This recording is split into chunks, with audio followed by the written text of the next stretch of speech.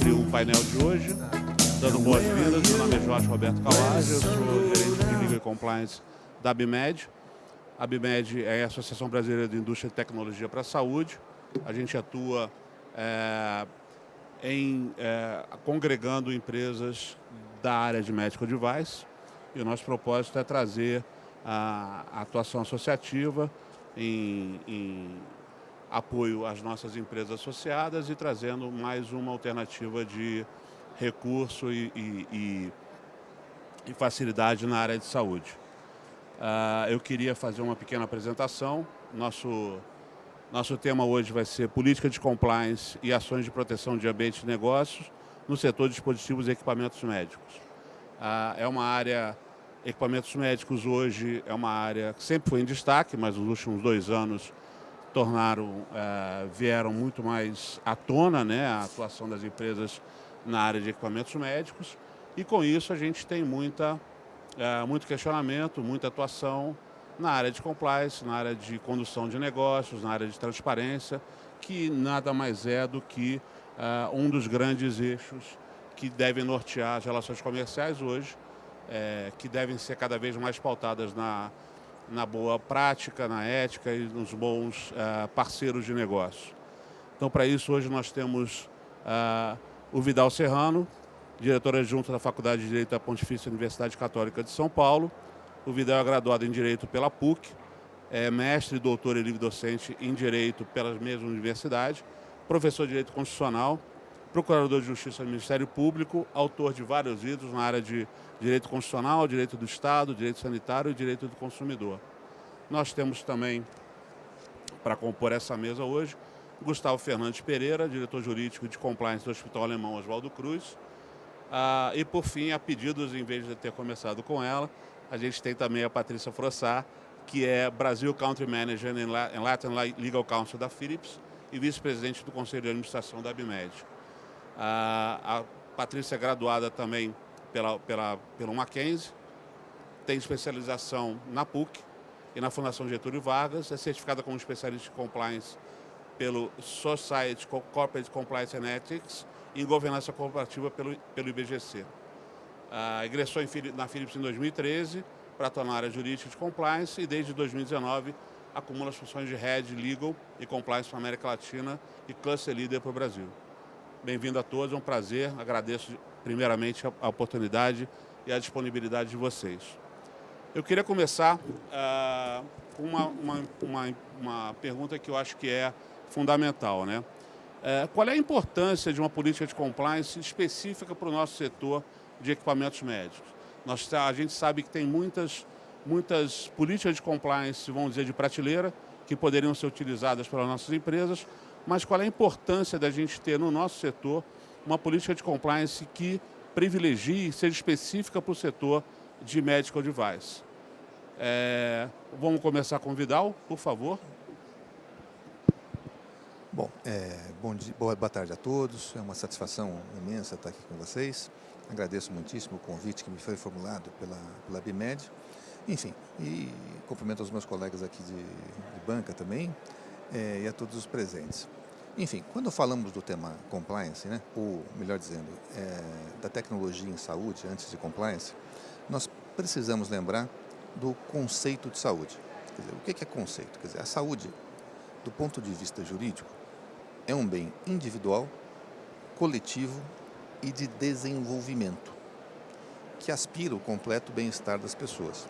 Então, notem vocês, quer dizer, que além de ser um bem individual, além de ser um bem coletivo, quer dizer, de preservação coletiva da saúde, ela também é um bem de desenvolvimento.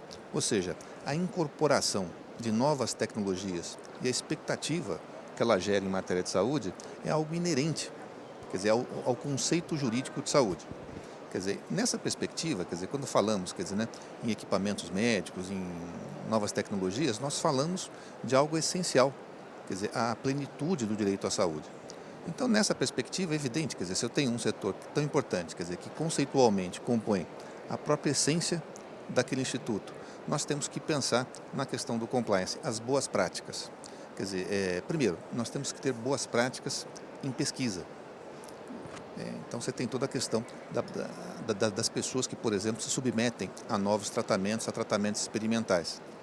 É muito frequente, por exemplo, que a pessoa seja exposta a eventual tratamento sem que ela possua, quer dizer, plena consciência do que acontece. E mais do que isso, quer dizer, frequentemente, o que é mais comum ainda, é que o tratamento seja bem sucedido, mas quando a pesquisa acaba, aquele acompanhamento deixa de existir. Quer dizer, então, a questão do compliance começa aqui. Quer dizer, você tem que ter boas práticas de pesquisa. Depois você tem que ter boas práticas mercadológicas, né? A questão da clareza contratual, a questão da forma de transferência de tecnologia, quer dizer, e a questão também da atualização daquela nova tecnologia. Esse é um segundo aspecto também muito significativo. E um terceiro aspecto, não faz parte propriamente do compliance empresarial, mas da questão da saúde, da tecnologia como um todo, diz respeito a como, na verdade, tornar aquela nova tecnologia acessível a todos. Esse é um tema também que, embora não seja, vamos dizer assim, quer dizer, só interno às empresas, é um tema que a empresa também tem que se preocupar. Quer dizer, já que ela contribuiu de maneira significativa, de maneira decisiva para aquele avanço tecnológico, esse avanço tecnológico significa a proteção e o resguardo e a recuperação da saúde de várias pessoas, preservando vidas, etc., ela tem que também pensar, quer dizer, como é que com o tempo aquela tecnologia nova vai ser difundida e acessível a todos. Acho que são os aspectos principais, como eu vejo em princípio. Obrigado, Vigdal. Eu queria agora passar para o Gustavo. Gustavo, você como, vamos dizer, cliente do mercado, né? Você tem uma relação, a empresa como cliente tem uma relação muito próxima com os fornecedores, né? Como é que você vê essa questão de compliance nesse sentido de você ter, o mercado ter que ter um compliance que consiga abordar efetivamente todos os problemas do mercado em si, contra ou versus uma política geral de compliance que deveria ser norte para todas as empresas que fazem relação comercial no Brasil? Bom, obrigado, Jorge, pela pergunta. Eu queria agradecer também à Abimed pelo convite, Dr. Vidal, doutora Patrícia, por participar aqui. Estou muito honrado pelo convite e por poder participar com vocês da discussão.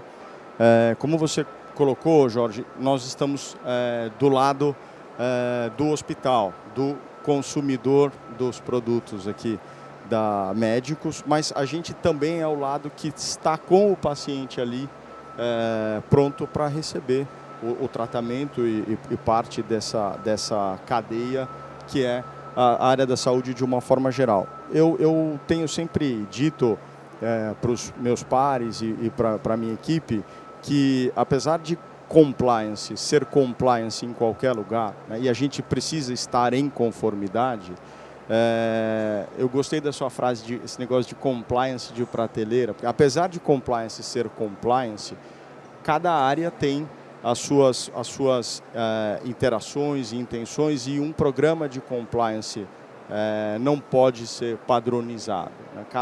Cada instituição, cada setor deve fazer o seu próprio programa para atender as suas expectativas, né?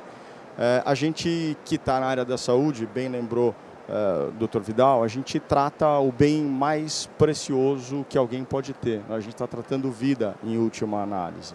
E a tecnologia, ela veio e não vai voltar, ou não vai voltar atrás, não vai diminuir. E na área médica a gente sempre olha muito os princípios da não maleficência e da benemerência e do benefício que aquele tratamento vai aplicar à saúde individual de cada um. E olhando pelo olhar do compliance, colocando aqui as minhas palavras com as palavras já anteriormente trazidas por Dr. Vidal, a gente tem que pensar também na coletividade, também no usuário final e ter fornecedores com práticas de compliance e programas de compliance bem estabelecidos, uma associação, uma coletividade de fornecedores com programas e políticas claras e bem regulamentadas é imprescindível, né? Claro que todo consumidor ou todo hospital, quando vai abrir qualquer tipo de concorrência para comprar produtos e tecnologia na área de saúde, sem dúvida olha esse tipo de questão, faz a apuração de documentos, de boas práticas, de políticas e estar em conformidade é mais do que importante hoje, é fundamental e é necessário para as atividades das empresas, né? Obrigado, Gustavo. Acho que essa visão é muito importante, né? E eu queria agora trazer pedir um pouco a visão da Patrícia como fornecedora, né? No sentido de um mercado, como a gente está vendo essa feira, altamente competitivo, um mercado onde cada dia surgem novos players, nacionais, internacionais. Cada dia você tem uma cadeia de logística que você precisa depender muito de terceiro, de muito foge um pouco do seu controle primário, né? A sua atividade, você não consegue controlar toda a sua cadeia de vendas ou toda a sua cadeia, trazer tudo para dentro de casa, você precisa terceirizar para poder ter uma rede nacional de venda, de distribuição, de logística. Isso acarreta você aplicar a sua filosofia de compliance para toda a sua cadeia que está abaixo de você, todas aquelas empresas que dependem de você. Então, acho que vocês têm um duplo desafio, né? Você tem que ter uma visão de conformidade comercial para você disputar com o seu parceiro comercial de uma forma justa e ética, mas também difundir uma cultura de compliance numa rede que muitas vezes é muito grande, com empresas mais preparadas e empresas menos preparadas nessa filosofia. Eu queria ouvir um pouquinho da tua visão sobre isso. Me escutam, sim. Obrigada, Jorge, obrigada. É um prazer estar aqui com vocês.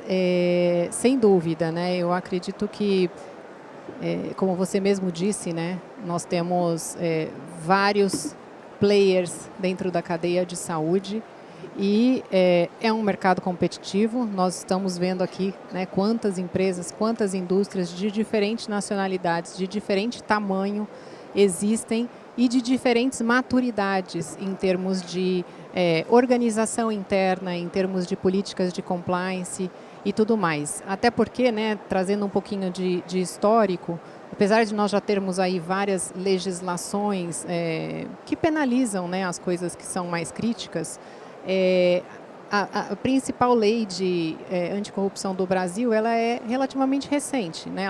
Então, o mercado vem amadurecendo desde 2014, né, de quando existiu a lei, à medida que a lei vai pegando, né, que a gente sempre fala da lei que pegou e da lei que não pegou. Essa é uma lei que pegou de fato. Muitas empresas, né, como a Philips, já multinacionais e que já seguiam regras internacionais de compliance. Já traz uma cultura, né? Já traz uma cultura e já traz práticas, né, de compliance por muitos anos.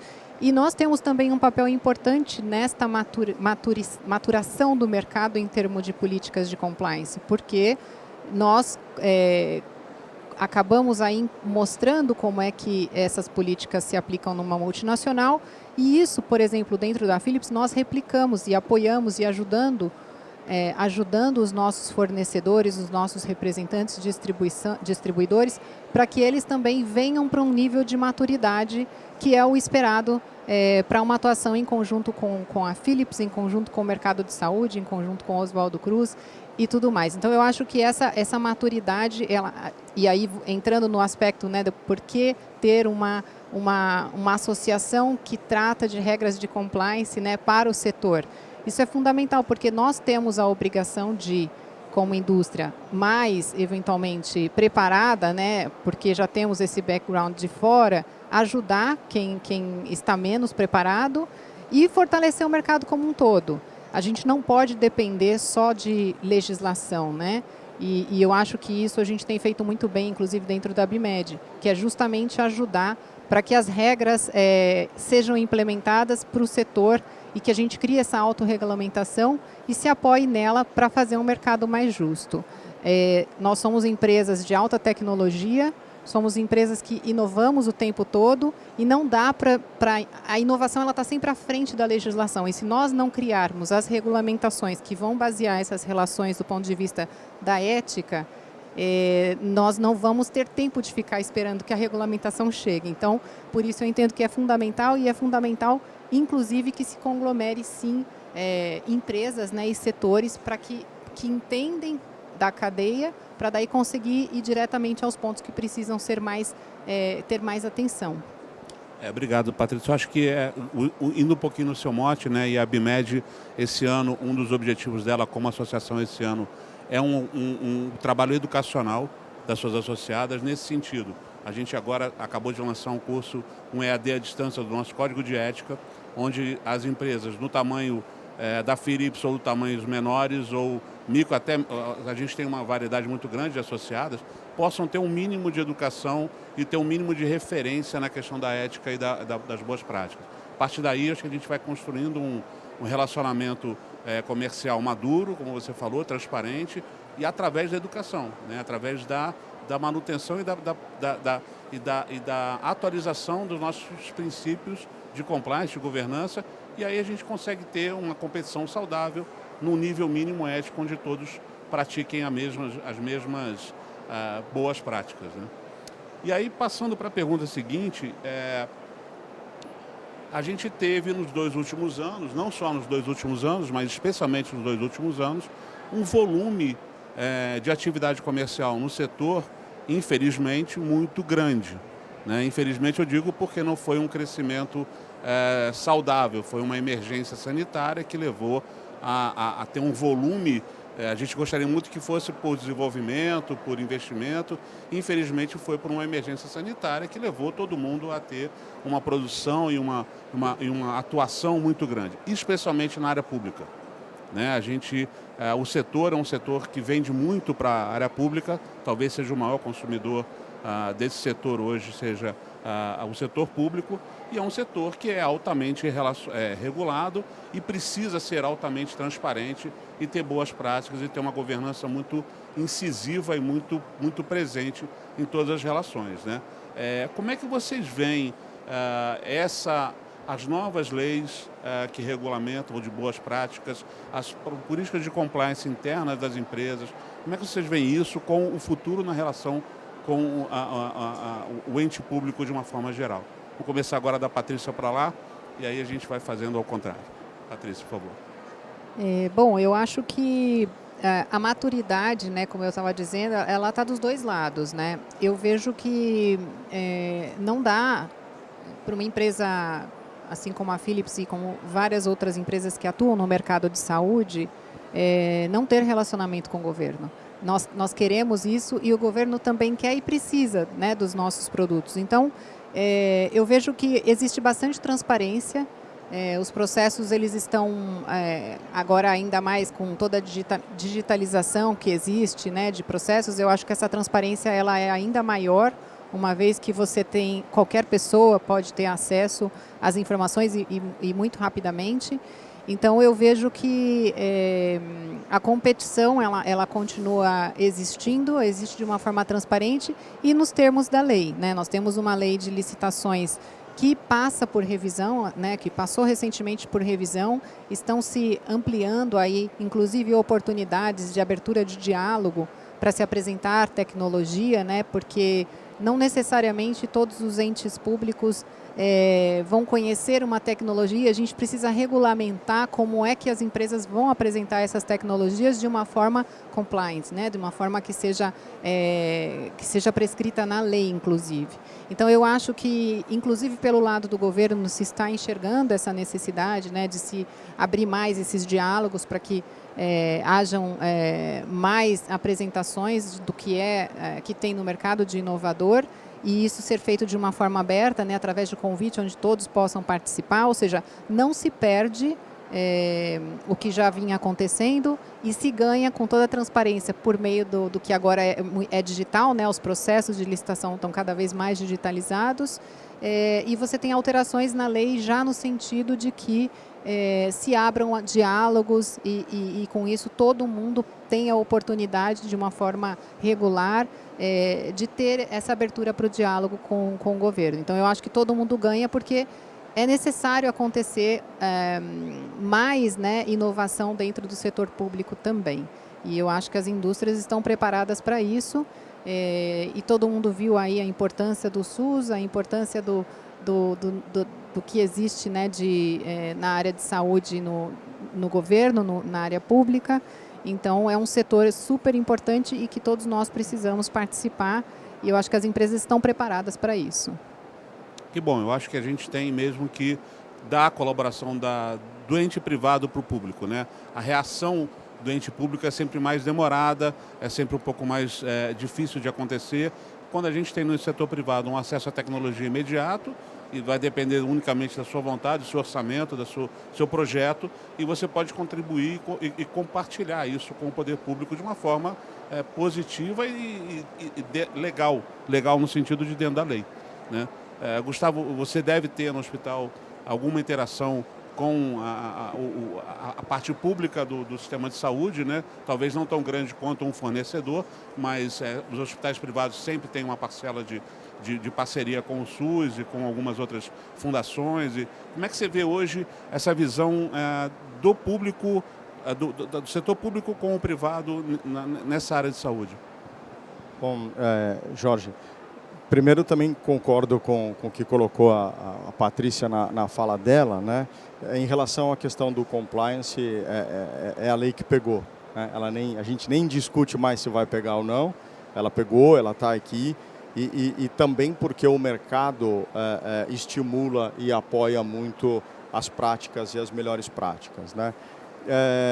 Você disse bem, no hospital a gente tem interação com o órgão público. A saúde, ela é inevitável a interação. Qualquer player ou qualquer ator da cadeia da saúde tem, inclusive nós, os próprios pacientes, em algum momento, ainda que você tenha plano de saúde ou não, você citou o período em que nós passamos, né? Todos nós que estamos aqui, de alguma forma, fomos vacinados em algum tempo pelo SUS, né? Num movimento completamente público, o que foi muito bom, diga-se de passagem aqui. Nós, Oswaldo Cruz, somos uma associação privada sem fins lucrativos e temos sim interação com o Ministério da Saúde em programas e em projetos desenvolvidos de apoio ao SUS.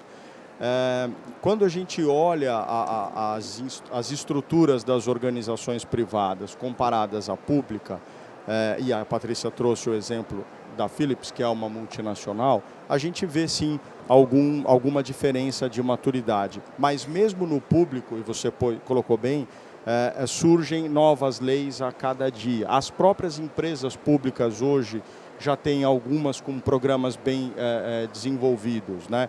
Nos hospitais, mesmo os hospitais que são de parceria público-privada, também já começam a apresentar estruturas de compliance. Como eu disse na fala anterior, o compliance é compliance em todo lugar.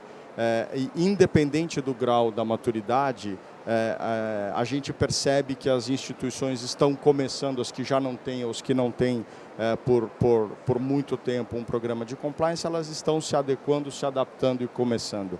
Ainda que com o código de conduta, ainda que com um canal de denúncias que não seja autônomo, mas começando, e isso vai ganhando corpo e vai transformando num programa mais efetivo. Do lado público também, não só por conta da digitalização de processos, mas as audiências públicas para definição de incorporação de novas tecnologias cada vez são mais frequentes e são abertas, e a gente tem percebido a participação e a interação da indústria, das associações de uma forma geral. Não tem outro caminho. A inovação não vai retroceder, ao contrário. Assim como a participação pública não vai deixar de existir. E ela tende a ser cada vez mais participativa, né? E o compliance ou a conformidade é o caminho para que todos esses agentes ou todas as cadeias, todos os elos dessa cadeia possam atuar de forma produtiva e de forma a atingir o bem final ali, que é a melhor saúde possível para todos nós, né? Obrigado, Gustavo. Vidal, eu queria ouvir um pouquinho de você com relação ao Estado. Quer dizer, o Estado tem, vamos dizer, órgãos de compliance desde sempre, né? O Ministério Público, os Tribunais de Contas, a própria estrutura de judiciária brasileira permite que sempre tenha existido mecanismos de controle que hoje a gente pode definir como compliance, mas não deixa de ser um mecanismo de controle. Mas o Estado hoje, ele está mais maduro com os conceitos que a iniciativa privada encontrou como compliance para praticar isso na sua relação entre entidades públicas e entre os públicos e privados, ou ainda falta alguma coisa do Estado, o Estado como um todo, né? Então, eu acho que falta... Bom, na verdade, eu acho que o Estado está assim, razoavelmente tranquilo de um lado, mas de outro lado, assim, a minha percepção é que falta bastante coisa, né?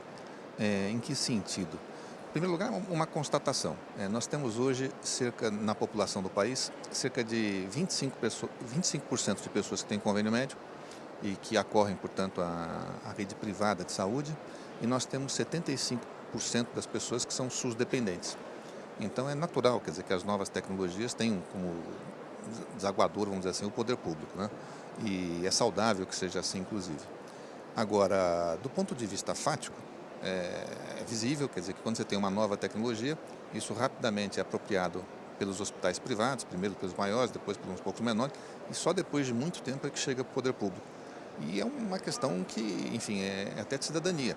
Quer dizer, porque quanto mais rápida fosse a difusão das novas tecnologias e mais acessível a todos, quer dizer, haveria uma proteção maior do cidadão, vamos dizer assim, né? E nessa perspectiva, o que eu vejo, assim? Eu vejo que a nossa lei de licitação, como citou a doutora Patrícia, ela, e a legislação de um modo geral, ela acaba não conseguindo atender adequadamente a essa nova realidade. Primeiro, quer dizer, quando você fala em Estado, 75%, 25% privado. Só que 25% privados, instituições privadas pulverizadas. No Estado, você teria que ter uma legislação, quer dizer, que permitisse, vamos dizer assim, uma concentração dessas compras.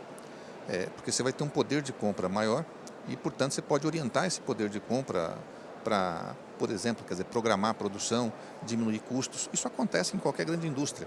Sei lá, as construtoras, quando elas compram tinta, elas não pagam o que o consumidor final paga. Por quê? Porque ela avisa 2 anos antes. Olha, daqui 2 anos eu vou precisar de tantos mil litros, você produz sem risco. E eu me lembro até de uma situação que eu tive, quando eu fui promotor da área de saúde, já há muitos anos, mas havia na época um aparelho que hoje muito difundido, estava surgindo, que era o BIPAP. E as crianças com distrofia muscular progressiva, elas passaram a ter uma sobrevida enorme, né, vamos dizer assim, né, chegando à maturidade com esse BIPAP. As que não tinham, antes do BIPAP, ela morria antes de chegar à idade adulta, vamos dizer assim, né? E discutir com o secretário da saúde da época, olha, precisa incorporar, precisa fazer, precisa atender. Houve uma certa resistência e ele citou o preço. Falava, na época eu me lembro, era 20 mil reais que ele falava, custava um aparelho. E eu fui numa loja de material médico, 20 mil reais. Mesmo assim, como não tinha outra alternativa, e 20 mil reais em tempos mais recuados, eu propus a ação civil pública, foi concedida uma liminar que se manteve vigente no tribunal por 8 meses, depois ela foi cassada. Mas nesses 8 meses, a secretaria foi obrigada a realizar a compra. Como ela comprou numa grande quantidade, de 20 mil caiu para 1.000. E eu imagino assim, se você tivesse condições de dar segurança, olha aqui, fornecedor, você vai me fornecer não agora, daqui 2 anos, e numa quantidade muito grande. Você produz sem risco. O teu produto não vai ficar encalhado, não vai ficar... Quer dizer, você teria uma capacidade de orientação do mercado, de aglutinação pelo poder de compra que, enfim, traria outros custos e outra acessibilidade. E a nossa legislação, a meu juízo, está completamente defasada nisso. Ela muitas vezes estabelece ali alguns procedimentos formais que são importantes em outras matérias, mas não aqui. Aqui você fala de novas tecnologias, você fala de produtos que muitas vezes estão patenteados. Vamos lembrar que pela lei de propriedade industrial, uma vez patenteado o produto, se for uma patente, vamos dizer assim, uma invenção integral, você tem monopólio por 20 anos. Se for um modelo de utilidade, monopólio por 15. Quer dizer, tudo isso tem que ser levado em conta. E tem que ser levado em conta também a forma de funcionamento do setor privado. Novas tecnologias você não vai tirar de instituições públicas, você vai tirar de instituições privadas. Quer dizer, e aí o setor privado conta com isso. Uma coisa é produzir sem risco nenhum. Outra coisa é produzir com risco. O risco agrega preço em tudo. Quanto mais elementos você tiver na cadeia, na cadeia econômica, você vai ter mais custos agregados. Quer dizer, então você tem uma série de questões, quer dizer, que podiam ser discutidas. E talvez por meio de uma nova legislação, especificamente para essa questão das novas tecnologias, você pudesse trabalhar de uma forma mais adequada, de tal modo a favorecer o que é mais importante, que é o acesso de todas as novas tecnologias, né? Nós temos diversas tecnologias hoje que só são acessíveis muitas vezes em hospitais privados e muitas vezes nem o convênio paga. Só que não está incorporado ainda na lista da ANSS, você tem que pagar. Então, quer dizer, com práticas mais adequadas por parte do Estado, você poderia fomentar esse mercado e poderia realizar compras mais adequadas, enfim, e aumentar, diminuir esse delay, vamos dizer assim, aumentar a velocidade com que isso é incorporado. Obrigado, Vidal. Eu acho que você colocou um ponto muito importante, né? A saúde, mais do que qualquer outra área, onde tem uma relação, uma interação público-privada, ela precisa de agilidade, né? O mercado privado oferece essa agilidade, essa rapidez em tecnologia, em desenvolvimento, em venda, e o Estado precisa acompanhar essa agilidade de uma forma segura, obviamente, dentro de uma legalidade, mas precisa acompanhar, né? A norma é sempre mais lenta do que a realidade. Isso acaba atrasando e dando essa defasagem do que você tem uma estrutura pública para uma privada, né? Indo nessa linha, eu queria fazer uma última pergunta, antes das considerações de todos.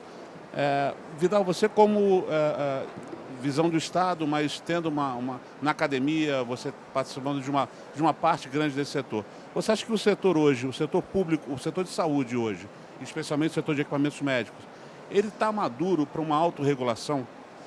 Existe essa possibilidade de autorregulação nesse setor, ou ainda a gente está muito no começo de uma educação, no começo de um desenvolvimento, para buscar uma autorregulação mais na frente?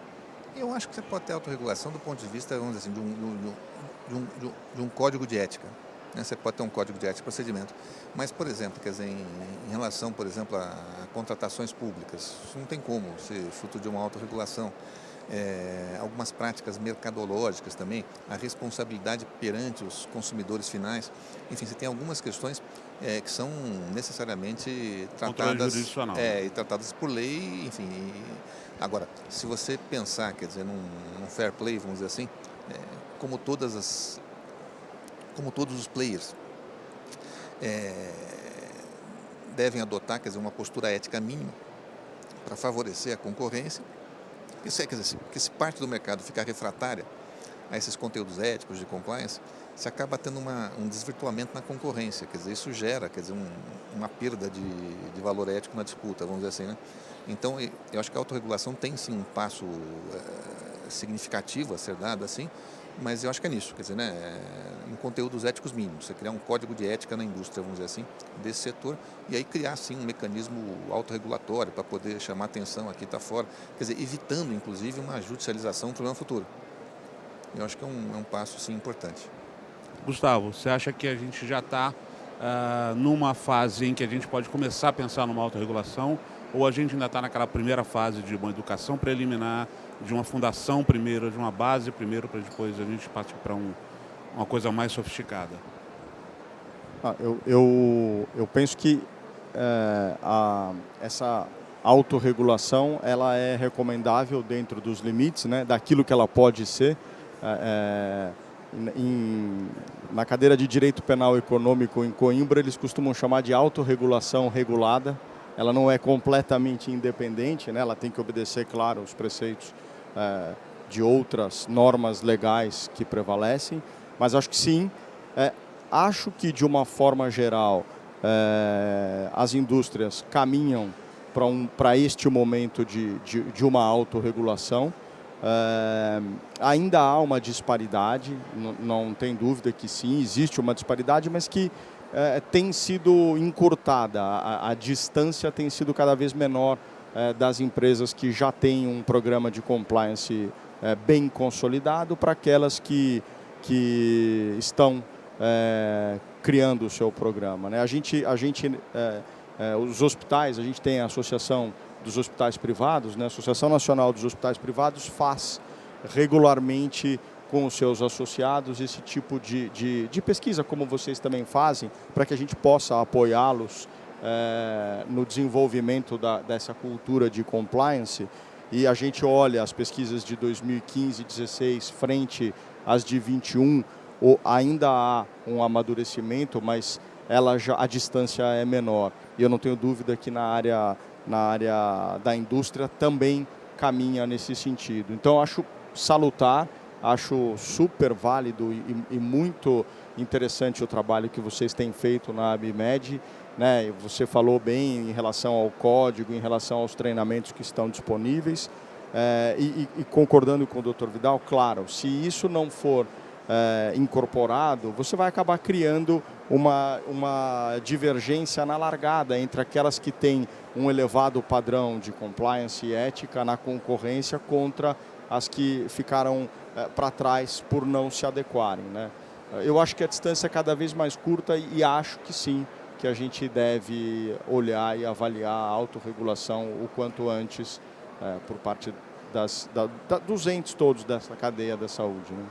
É um caminho natural, né? Sem dúvida. Patrícia, voltando um pouquinho aquilo que você falou, né? Você tem uma cadeia de distribuição, de representação, então você tem uma cadeia maior do que apenas os players originais no mercado, que aí fica mais fácil você criar uma autorregulação. Quando você espalha, quando você prolonga e quando você distribui essa cadeia em empresas menores ou empresas que não têm essa mesma filosofia, fica mais difícil essa primeira fundação, essa primeira base. Mas você acha também que a gente está caminhando para uma autorregulação ou ainda falta muita coisa? Eu acho que falta bastante ainda, porque primeiro assim, né? Quando eu como uma indústria que tem um nível de maturidade maior, preciso me juntar a vários players na cadeia, porque eu preciso deles e eles precisam de mim, é meu papel ajudá-los a se preparar, a se tornar mais maduros, né? Então eu acho que a gente tem uma função até social, né? Como uma empresa mais preparada por já ter esse background internacional há bastante tempo.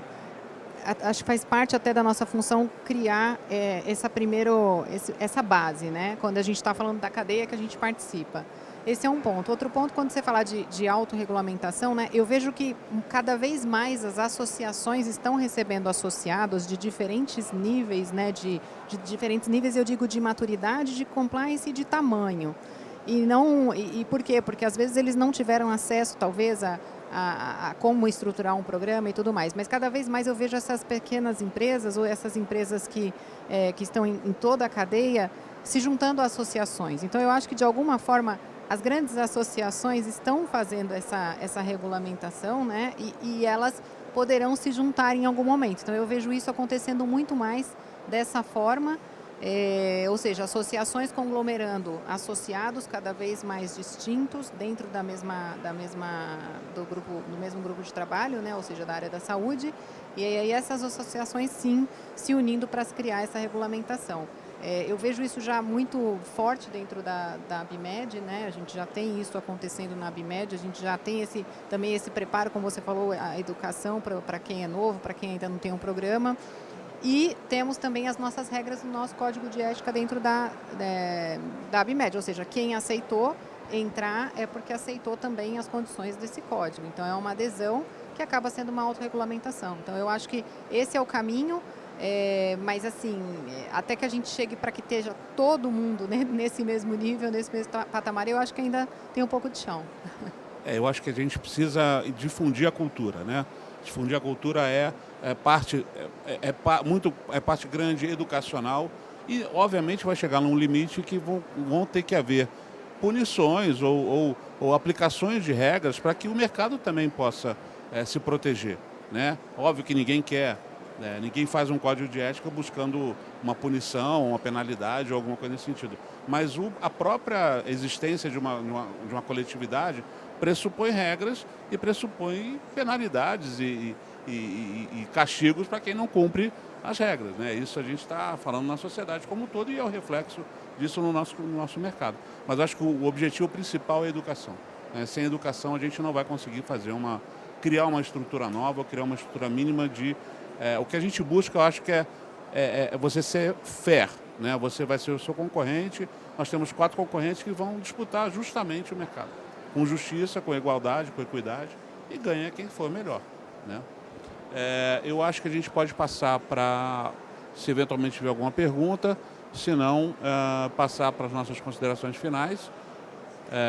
Eu queria, primeiro, em nome da ABIMED, agradecer muito a disponibilidade dos palestrantes. Eu acho que a gente está esse ano, como eu falei, um dos nossos objetivos esse ano é a educação, é a ética e o compliance, e a educação, né? Então, a divulgação dos nossos princípios, a divulgação dos nossos valores passa pela educação não só dos nossos associados, mas de quem recebe também dos associados os seus serviços, os seus equipamentos, os seus fornecimentos. Então, acho que esse tipo de transparência e de possibilidade, queria agradecer também ao Hospitalar a oportunidade de nos permitir discutir, ter um fórum aqui de discussão. E aí passar para a Patrícia, em seguida para o Gustavo e para o Vidal para as considerações finais. Começando por mim, então, bom, primeiro agradecer, obrigada. Eu acho que cada vez mais, né, o compliance tem estado em destaque, e a prova da gente estar aqui hoje é justamente isso, né? Então, todo mundo sabe que a ética deve permear tudo na nossa vida e principalmente as nossas relações, né, dentro do mercado. Então, é bom que a gente tenha esse tempo aqui para, dentro de uma feira que é uma feira comercial, falar de compliance e de ética. Obrigada. Gustavo, por favor. Bom, obrigado mais uma vez então à ABIMED, Jorge, Patrícia, Dr. Vidal, foi um prazer estar aqui com vocês e eu acho que sim, que o compliance é um tema inevitável e é um tema que vai estar presente nas práticas, nas interações e é recorrente. E quando a gente fala em compliance e fala em ética, a ética é recorrente na área da saúde, né? A gente pensa em códigos de ética na área da saúde profissional, tem código da enfermagem, código médico, e é praticado, né? A gente olha na área da saúde, principalmente nós, prestadores de serviços de saúde, é praticado. E se já é praticado na prestação, deve ser praticado por toda a cadeia, né? A gente tem que, falando na divergência ou na maturidade, nós, hospitais, começamos, a maior parte dos hospitais começou em 2015, começamos como foi possível, não no programa ideal, mas numa construção, e o programa de compliance é isso, é um programa em constante construção. Eu sei que na audiência a gente tem aqui pessoas que trabalham, eu sei que tem alguns que estão com o desafio de implementar o seu programa, eu implementei no hospital. O apoio da alta liderança é fundamental e comecem, né? Compliance, é conformidade. Todos nós estamos acostumados à conformidade, é só colocar em prática que a coisa caminha bem. Muito obrigado, parabéns pela ABIMED por trazer o tema tão relevante aqui para a nossa sociedade, como que foi trazido no painel. Obrigado. Obrigado, Gustavo. Vidal, por favor. Bom, também parabenizo a ABIMED por essa iniciativa, né, pela preocupação também com a questão do compliance, com a questão da ética na atividade privada, quer dizer, que é fundamental, uma forma de você antecipar, inclusive, uma evolução civilizatória, vamos dizer assim, e é um tema sempre que deve ser cada vez mais recorrente, né? Agradeço muitíssimo, então, ao Jorge, à doutora Patrícia, ao doutor Gustavo, aprendi muito também com as falas que eu vi aqui. Enfim, foi uma satisfação grande participar desse evento. Obrigado a todos que prestigiaram. Até a próxima. Obrigado.